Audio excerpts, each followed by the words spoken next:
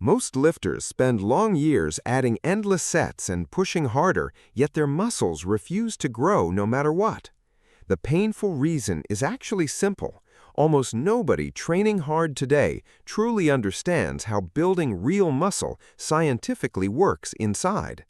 They copy celebrity routines, blindly trust random influencers, and never once question whether any of that advice actually holds up. But the very moment you understand training volume properly, everything about your progress shifts in a permanent and dramatic way. This is the exact science that truly separates the top 10% from everyone else grinding without real visible results. Stay with me, because what follows will quietly rewire how you think about every single workout from this day forward. Volume simply means the total number of hard-working sets you perform for each muscle across one full training week. Research shows clearly that more volume usually drives more muscle growth, but only up to a certain personal individual limit. Scientists call this the dose-response relationship, and it still remains one of the most reliable findings ever truly recorded. Here is where almost everyone goes badly wrong, and why their once effective program suddenly stops delivering any real gains. More volume helps only into a certain hidden threshold, and that threshold is completely different for every single individual person. Your very first set of any movement gives you the largest return on your entire training time and energy invested. Every additional set still builds some real muscle, yet each one delivers slightly less benefit than the set before it. Picture eating your favorite warm meal, where the very first delicious bite always feels far more satisfying than later ones. By the 10th bite, you are still eating quite happily, but clearly enjoying noticeably less pleasure from each single one. Most researchers now agree that optimal weekly volume sits somewhere between 10 and 20 hard sets for each trained muscle. But remember, that is only a flexible range and never a fixed magic number working identically for everybody out there. Some people grow beautifully on just 10 weekly sets, while others genuinely require closer to 20 sets every single week. There's also a major research limitation that people confidently quoting these exact numbers almost never bother to ever mention. Most studies examine only one or two muscles at a time, rather than your entire body training together at once. When a study has its participants performing 100 total sets, that figure covers every exercise and muscle combined together. Divide those 100 sets across 10 major muscle groups, and you arrive at roughly 10 sets for each muscle. What truly happens when you push every single muscle toward 20 or even more sets still remains scientifically mostly unknown. This is exactly why slowly cycling your volume from lower phases toward higher ones might be a genuinely smart strategy. Moving from low volume into moderate and then briefly into high volume makes solid theoretical sense on paper right here. Still, that approach stays purely theoretical for now, because strong and direct research has not yet fully confirmed it works. Now comes one of the most practical questions that real lifters constantly wrestle with during their everyday hard gym sessions. Should you really perform 20 sets for one muscle in a single day, or spread them across the entire week? The newest emerging research is finally giving us a much clearer and far more useful answer to this exact question. Once you exceed roughly 10 hard sets per session for one muscle, splitting those sets becomes the clearly smarter choice. If your chest truly needs 16 sets, doing 8 Monday and 8 Thursday clearly beats doing everything at once together. Cramming all 16 sets into one single exhausting session appears noticeably less effective according to current available research evidence today. Remember again that the very first hard set always returns the biggest reward on your total training effort and energy. When you return fresh to train that same muscle again, you essentially earn another highly productive and very valuable set. Whether that recovery reset takes only 12 or 24 hours is still being carefully studied by curious researchers today. The clear message stands firm. Spreading your volume across multiple sessions beats loading everything into one single brutal, exhausting workout. Now consider stubborn muscles like the calves, which evolved for constant daily walking, standing, and endless, tiring, endurance-based work. Arnold reportedly trained his calves with 15 to 20 hard sets every single day without ever once missing it again. He openly admitted his calves were his single greatest weakness and attacked them aggressively with relentless, brutal, high daily volume. Eventually, he truly fixed them completely, building bigger calves that finally matched his legendary physique in stunning, perfectly balanced proportion. No direct study yet proves calves specifically need more volume than lats, yet one logical reason makes it clearly sensible. Hundreds of calf raises will never crush your whole entire body the way hundreds of heavy barbell squats absolutely would. Smaller isolation muscles carry a far lower systemic recovery cost than heavy compounds, demanding enormous total body effort almost everywhere. So experimenting carefully with somewhat higher calf volume makes real practical sense even before science can fully confirm the idea. This naturally raises a concept that countless lifters deeply fear and yet almost completely misunderstand, which is overtraining itself entirely. The outdated old belief claimed overtraining would wreck your nervous system and permanently destroy every single bit of your progress.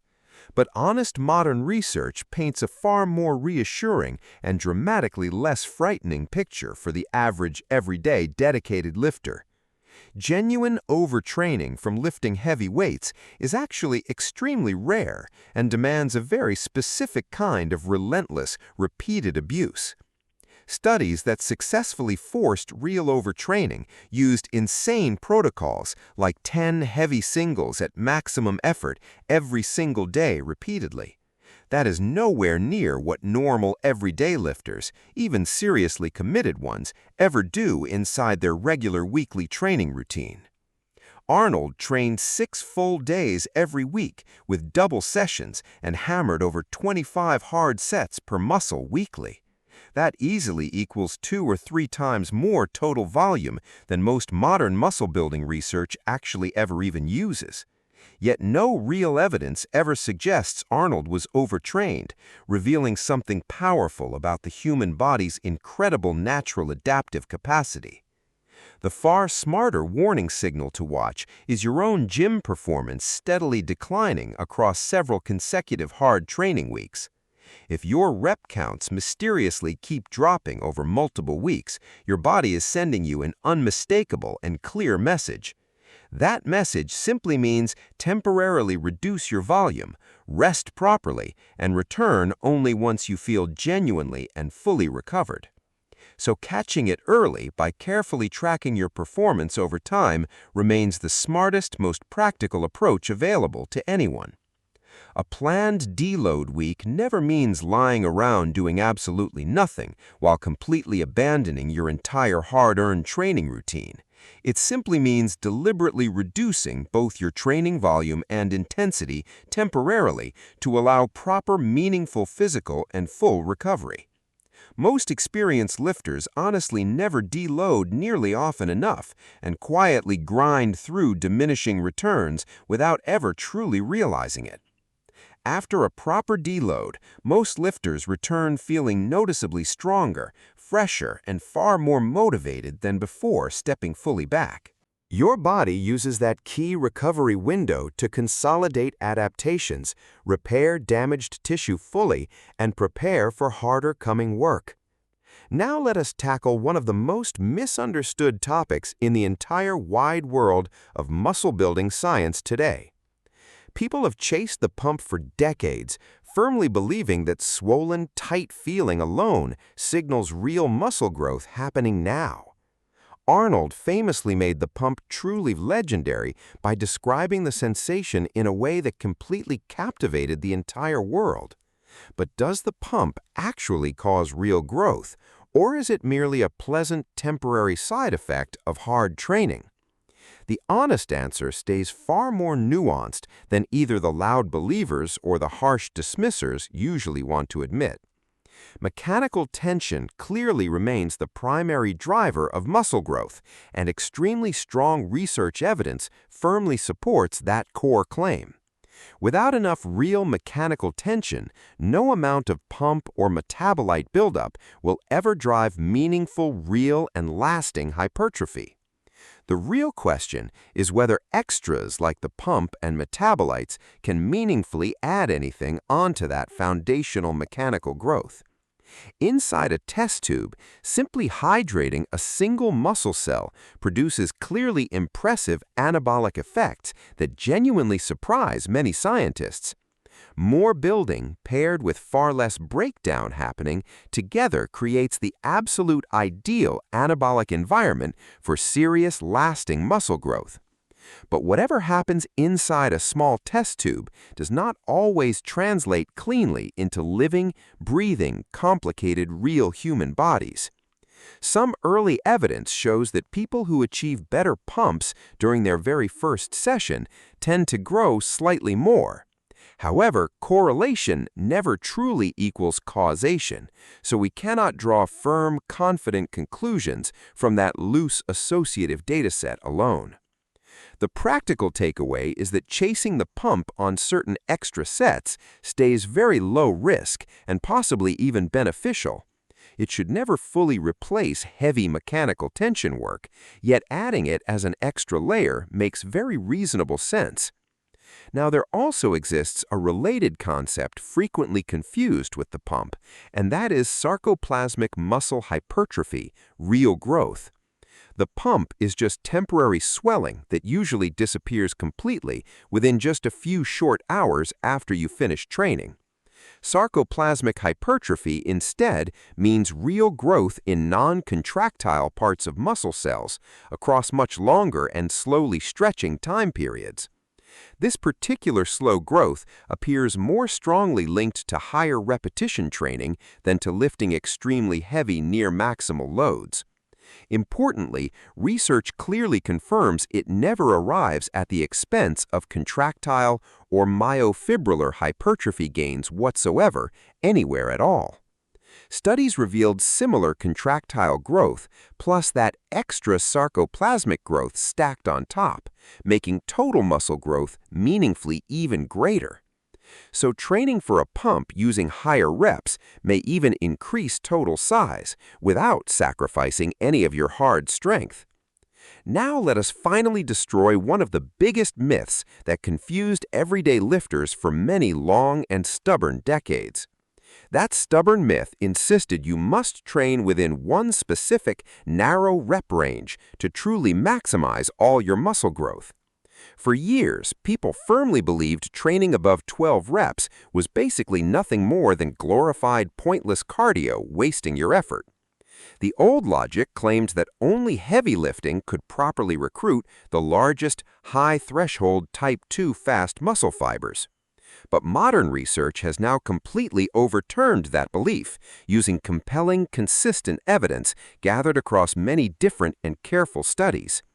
You can now achieve remarkably similar whole muscle growth anywhere from 6 reps all the way up to 30 reps. What truly matters here is not the exact rep number, but how close you actually push toward genuine muscular failure. Staying within roughly 2 reps of true failure across most of your hard-working sets appears to be the key. Training all the way to absolute failure seems mostly unnecessary, since stopping 2 reps short delivers very nearly similar results. However, you must still occasionally train to true failure, just to learn where your real failure point actually lives today. Without that key reference, you are basically guessing how close each set truly brings you toward your genuine physical edge.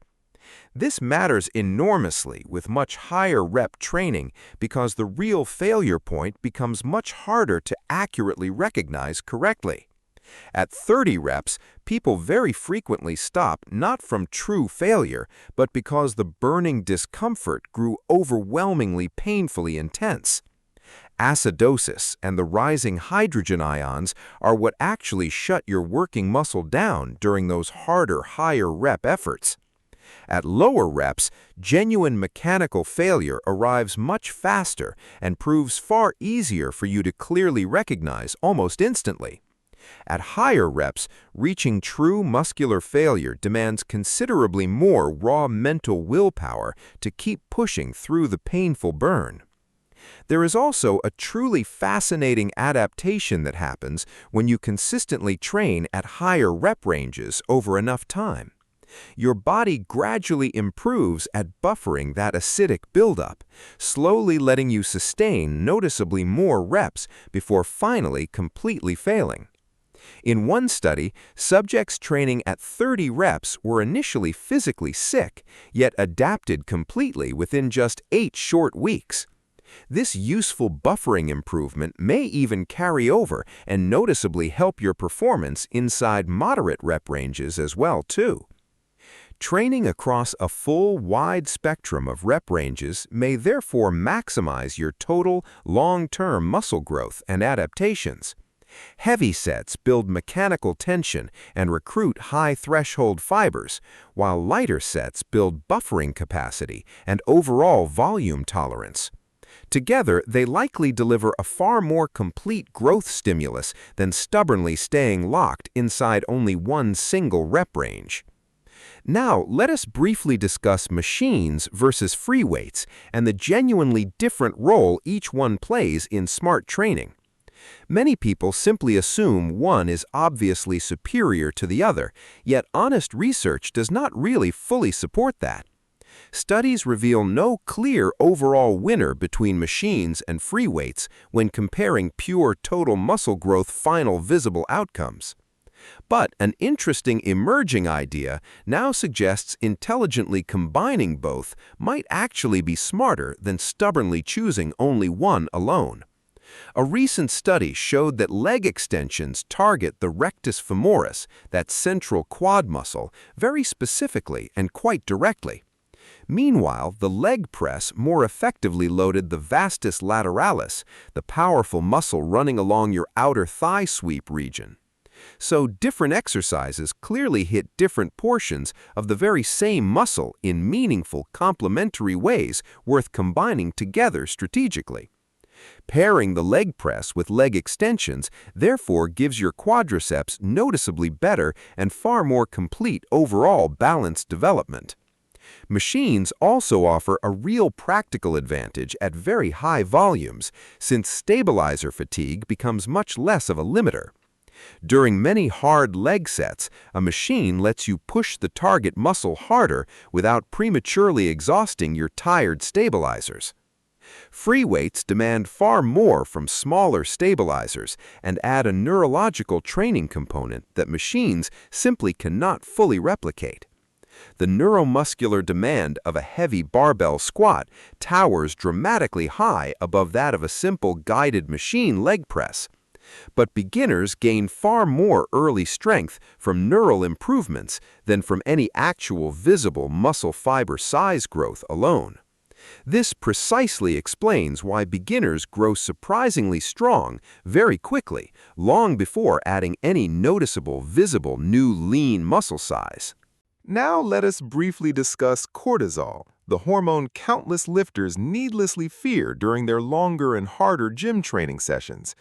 There exists a crucial and important distinction between acute cortisol from training and chronic cortisol from ongoing daily life stress. Chronic life stress is genuinely harmful, creating inflammation and hormonal disruption that significantly limits your muscle growth slowly over time. But the acute cortisol spike produced during just a single training session is not harmful and may even be beneficial. Research shows acute training cortisol actually correlates positively with real muscle growth gains, rather than negatively, as so widely feared. So never cut a productive workout short simply because you feel afraid of the cortisol naturally produced from your training. What about delayed onset muscle soreness? And does that soreness actually reveal anything genuinely useful about your real training quality? The reassuring news is that soreness is never truly required for growth, and its absence never signals any real failure.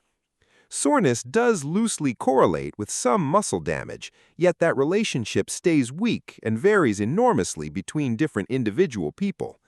Some people feel intense soreness from sessions that actually caused only minimal measurable damage at the deeper cellular tissue level. Mild soreness might signal a fresh and novel stimulus, but chasing soreness as your main metric will eventually mislead you. Now let us connect protein directly to both muscle size and steadily improving strength gains across much longer training time frames. Early strength gains depend heavily on neural adaptations, especially right when you first genuinely begin lifting weights seriously and consistently.